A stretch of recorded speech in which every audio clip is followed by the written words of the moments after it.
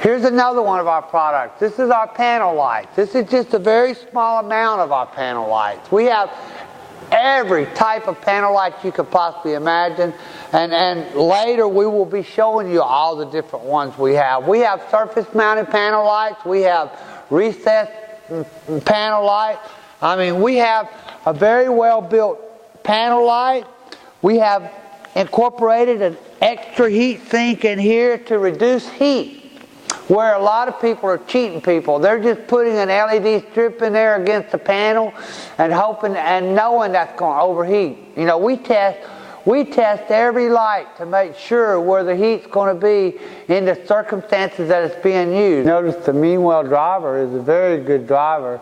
We use it in a lot of cases where we can. However, we do have other drivers that can replace and actually quality level on some might even be higher than Meanwell. We're still testing. We test every driver through a full rigorous test system to make sure what's good and what's not good.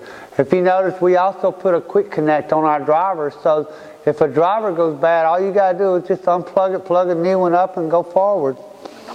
We also put screws in so that if for any reason, maybe one of our electronic parts, as everybody knows, you know, electronic parts can fail too, just like anything else. It's not very often, but if it does, we could take these screws out and we could put a new LED strip in here and repair this light and move forward.